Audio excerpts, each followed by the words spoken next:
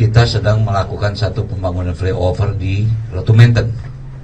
Ya, sebetulnya ada 2 flyover, yaitu daerah Bintaro. Cuman Bintaro kayaknya masih ada permasalahan dengan masyarakat. Sementara yang saya tahu Bintaro ini cukup lama sosialisasinya. Tapi ya Ratu Menten ini sedang kita lakukan pembangunan. Untuk hal yang lain tentu kita akan lakukan evaluasi, itu pasti. Pak, penegasan ini ada berapa ya sebenarnya kalau di Jakarta sendiri Pak? Kalau itu kan Daop 1, Jakarta kan melingkup sampai Cikarang. Ya. Kalau di Jakarta sendiri ada berapa, ada datanya nggak? Saya belum dapat data tentang pintu kan. Saya belum dapat data berapa banyak pintu yang tidak terjaga, tapi maaf barangkali kalau palang atau pintu itu pasti Jakarta jauh lebih banyak daripada wilayah yang lain. Tapi apakah pintu itu ada yang jaga, itu memang kita mesti pertanyakan. Pak, Ya.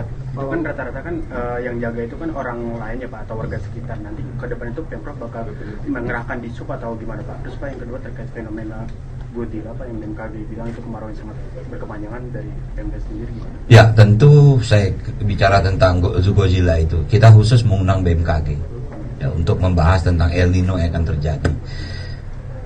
El Nino yang terjadi ini istilahnya Godzilla katanya. Artinya gini, kenapa Godzilla? Mungkin terlalu panjang dan panasnya mungkin melebihi dari standar yang ada ya. Sekarang saja Jakarta udah mulai berasa ini, mungkin udah di atas 36, 37 ini. Teman kita yang lagi haji saja di sana udah berasa nih, diperkirakan musim haji 45 derajat. Nah, ini bagian dari yang El Nino itu tadi. Nah, kemudian yang lain-lain tentu kita harus segera evaluasi semua kebijakan dalam rangka menyangkut keselamatan. Ini prioritas utama sebetulnya. Ya. Pak Wagub, balik ke masalah santunan. Ini kan anaknya almarhum Ibu Nurlela kan masih kecil, apa masih sekolah. Ini apakah sudah terjamin juga beasiswa untuk ke depannya gitu Pak? Insya Allah itu nanti Dinas Pendidikan ada program untuk itu. Kita pikirin, apalagi beliau ini kan, maaf, keluarga kita juga. Guru itu kan bagian dari PNS. Itu pasti akan ada prioritas lah. Gitu loh. Pak Wagub, Pak, Ya. Untuk yang PNS kan pasti ada potongan untuk asuransi ya Pak, tanggungan. Kalau untuk kayak pekerja sosial seperti Jumantik itu, di DKI selain Jumantik ada banyak pekerja sosial. Wow, ada. Pak? Ini Jumantik dibilang mungkin sering dengar namanya Dasawisma. Ya kan?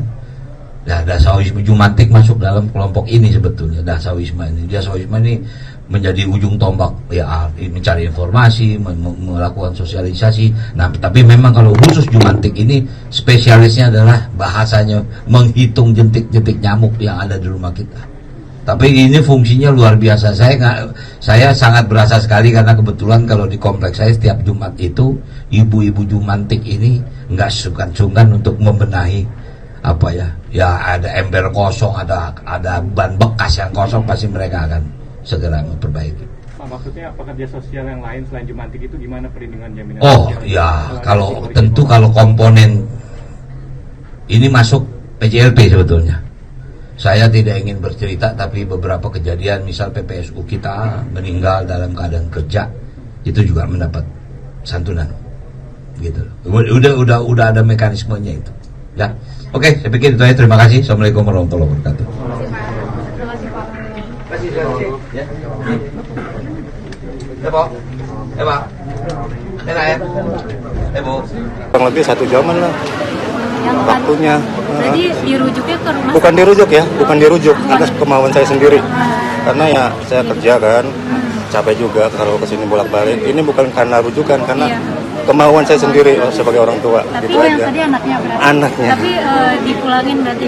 Bukan, dirawat di rumah? Iya, dirawat di rumah sakit yang saya minta. Rumah sakit mana Pak? Rumah sakit Muhammadiyah Taman Puring. Kondisi mbaknya gimana? Alhamdulillah udah membaik semua sih, di sini langsung ditangani, langsung dioperasi. Kan ada berapa jahitan, sekitar 40 jahitan, 20 jahitan ya, sorry. Di muka, di bibir sini, ini sama di sini. Untuk ada patah tulang gitu nggak Pak? Alhamdulillah aman, nggak ada. Iya, cuma lecet-lecet luka aja. Udah sempat cerita sama bapaknya, mbaknya tadi Soal cerita soal kemarin seperti apa gitu. Dia bilang langsung pas ada kejadian yang lain itu berdiri pada kepo ya. Tapi anak saya ya udah biar aja, dia merem sebentar langsung ada tubrukan seperti itu. Jadi dia nggak sadar diri sih. Dia di gerbong di gerbong wanita, Paling belakang dia. gerbong perempuan. Berarti posisinya pas anak bapak lagi duduk di Betul. Kalau yang lain kan kepo ada apa nih tabrak itu kan berhenti. Anak saya yang dia bilang ya biarin aja dia masih duduk sih gitu. itu habis pulang kerja pak? Iya. Atau gimana? Pulang kerja. Jadi pulang kerja dia disuruh tugas ke daerah sini kan kerjanya di Cibinong ya. Dia disuruh bosnya untuk ngambil berkas untuk besok harinya. Jadi ke arah sini pulangnya Oh, gitu. dia rutinitas nggak setiap hari ke Bekasi? Enggak. Jadi disuruh bosnya untuk ngambil apalah gitu untuk tugas dia. Jadi mau nggak mau harus ke sini. Gitu. Itu sih. Evakuasi berapa lama katanya Pak kemarin? Aduh, saya dikabarin di rumah saya jam hampir tengah malam sih, jam 12 lewat. Yang ngabarin siapa? Temennya. Tapi dia kan ada iPhone ya, itu hilang, jadi nggak bisa. Tapi dia punya iWatch-nya, jadi dia pakai iWatch seperti itu. Berarti anak bapak langsung ngabarin bapak? Langsung ngabarin temennya. Oh, ngabarin Iya, temennya. langsung ngabarin temennya ke rumah. Iya. Betul. Dipindah kemana Pak rumah sakit? Saya minta ya, bukan dirujuk, tapi saya minta pindah sendiri karena dekat rumah. Jadi saya minta ke RS Muhammadiyah Taman Puring. Kondisinya gimana? Alhamdulillah udah baik Pak. Udah ya pasca operasi udah bisa bercanda lah, udah bisa makan, udah bisa nelpon segala macam. Namanya siapa? Abnare kita Pak, Usia? 29 tahun. Trauma masih ada Pak? Ya mungkin sedikit ya Pak ya. Ya alhamdulillah sih nggak terlalu ini banget lah, udah. Ya mungkin sambil berjalan udah sembuh gitu, seperti itu. Nama anaknya siapa pak? Abnare kita. Kayaknya Iya.